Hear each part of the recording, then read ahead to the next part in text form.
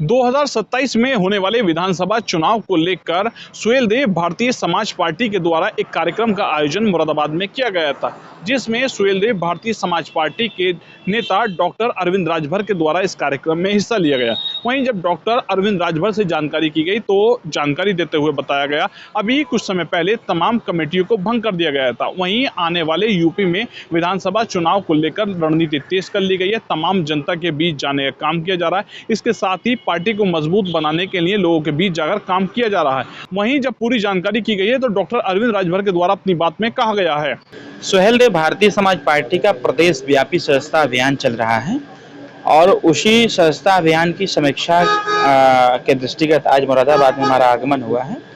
अभी हमारा दौरा लगभग 1 महीने से लगातार चल रहा है और उसी समीक्षा बैठक को लेने के लिए आज हम मुरादाबाद में आए हुए हैं, क्योंकि लगभग 1 महीना पहले हमने अपने पार्टी के संगठन को भंग कर दिया था और नए सिरे से संगठन का निर्माण हो रहा है, तो नए सिरे से सदस्यों को बनाए जा रहे हैं।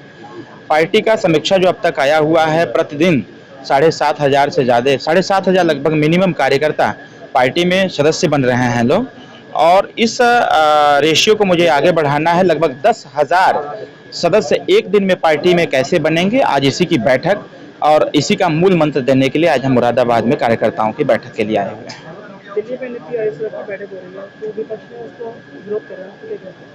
देखिए, विपक्ष का काम हमेशा से विरोध करने का नियति बना लिया है लोगों ने। नीति आयोग की बैठक हो रही है और नीति आयोग की बैठक में हमारे देश के यशस्वी प्रधानमंत्री जी और समस्त जो सदस्यगण हैं, देश का डेवलपमेंट कैसे होगा, देश के अंतिम व्यक्ति का कल्याण कैसे होगा, इन सारी योजनाओं को ध्यान में रखते हुए कहाँ क्या कमी आ रही है, इन सारी चीज़ों की जानकारी लेते हुए नए सिरे से और नई ऊर्जा के साथ ये देश विकास के रास्ते पर कैसे जाएगा, अगर इसकी बैठक हो रही है तो बैठक की सराहना होनी चाहिए। बल्कि विपक्ष इसका सहयोग न करके बल्कि विपक्ष इसका विरोध कर रहा है, और मैं ये बात कहने में कोई हिचकिचाहट नहीं है कि विपक्ष का काम है विरोध करना। विपक्ष विरोध करे और हमारा जो एनडीए सरकार है पूरी तन्मयता पूरी ताकत के साथ देश के विकास के लिए उन योजनाओं को लॉन्च करेगी और लॉन्च करके अंतिम व्यक्ति तक का कल्याण करेगी। ऐसी बात नहीं है।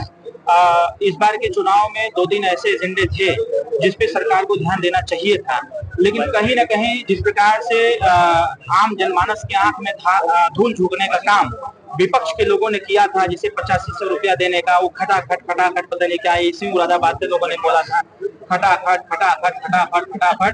और जैसे ही चुनाव बीता उसका परिणाम भी सामने आया। पहली चीज। दूसरी चीज ये, जिन लोगों ने एक झूठा अफवाह फैलाया था कि अगर भारतीय जनता पार्टी इस बार सरकार में आएगी तो संविधान को बदल के रख देगी, ये झूठी खबर थी और झूठ पर लोगों ने तत्काल विश्वास करते हुए लोगों ने इस चीज का आकलन किया कि भाजपा सरकार में आएगी तो संविधान बदल जाएगा। भाजपा सरकार में है, संविधान नहीं बदला।